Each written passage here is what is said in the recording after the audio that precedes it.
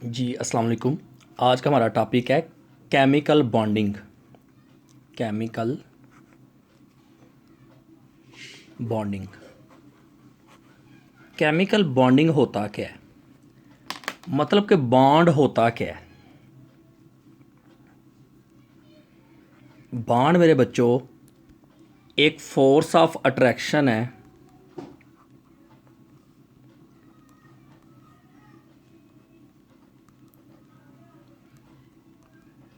Between the atoms के दरमियान।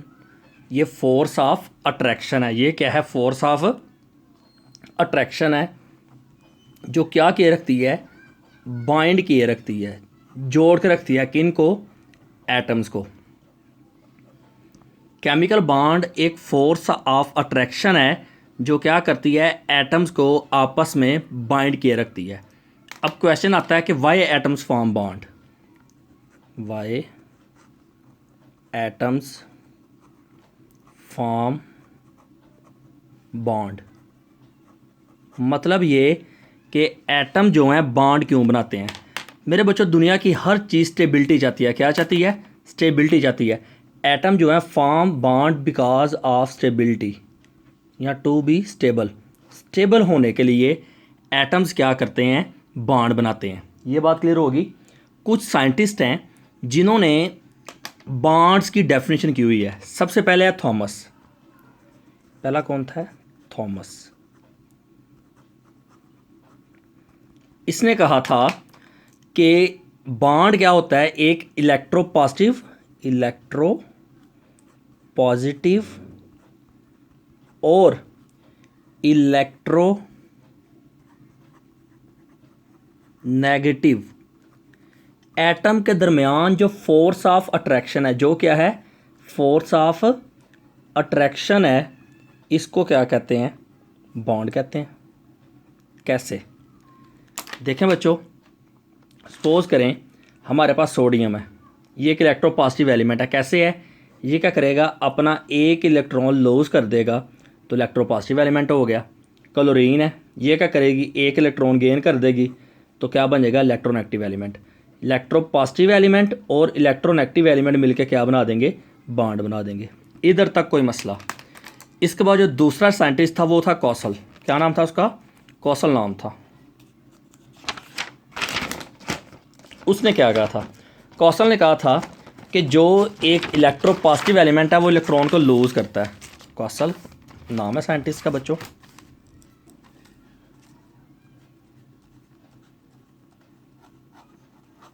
इसने क्या कहा था? इसने कहा था कि इलेक्ट्रो पॉजिटिव एलिमेंट क्या करता है? इलेक्ट्रो पॉजिटिव एलिमेंट इलेक्ट्रॉन को लूज करता है और इलेक्ट्रो नेगेटिव एलिमेंट क्या करता है? इलेक्ट्रॉन गेन करता है। किस तरह?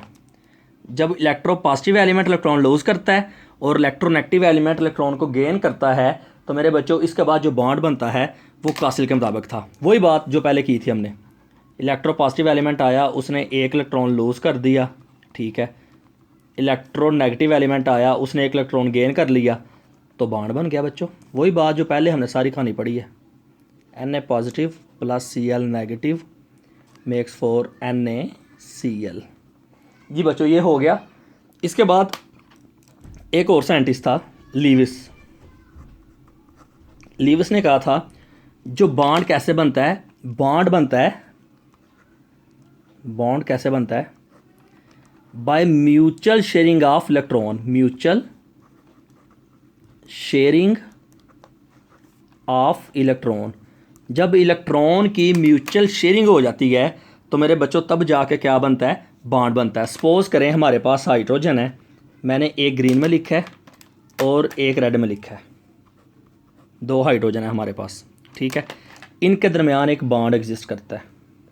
ब्लैक में बॉन्ड मैंने शो किया है। ग्रीन वाले का जो इलेक्ट्रॉन है वो ग्रीन डोनेट करता है, जबकि रेड वाले का जो इलेक्ट्रॉन है वो कौन डोनेट करता है? रेड। तो मेरे बच्चों क्या किया? ये देखें, ये जो म्यूचुअल शेयरिंग हो गई इलेक्ट्रॉन की, ये क्या बन गया? बॉन्ड बन गया।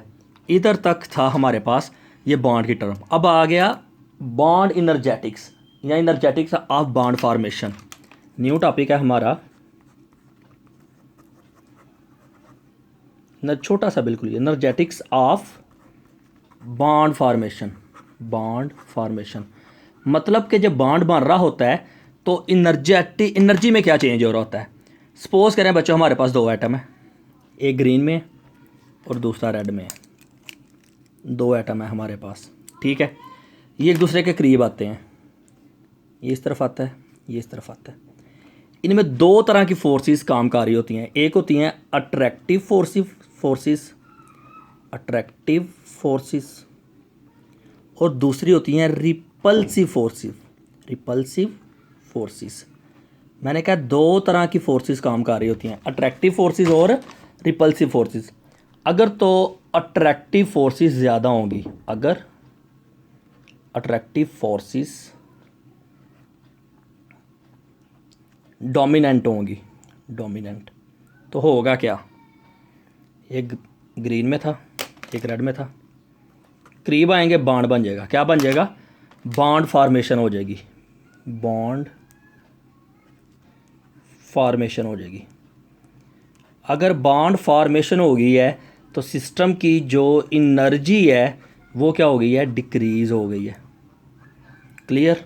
लेकिन अगर दो एटम है, इनमें रिपल्सिव फोर्सेस काम करती हैं। अगर क्या काम करता है, रिपल्सिव फोर्सेस, रिपल्सिव फोर्सेस, तो होगा क्या बच्चों, ये एटम है एक और ये एटम है दूसरा, इनमें रिपल्सिव फोर्सेस काम कर रही हैं।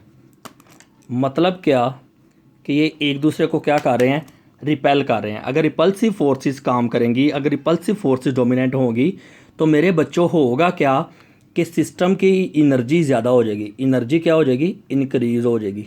अगर एनर्जी बच्चों इंक्रीज़ हो गई, इट मीन्स कि बॉन्ड फॉर्मेशन नहीं होगी, बॉन्ड फॉर्मेशन नहीं होगी। ये था हमारा आज का टॉपिक।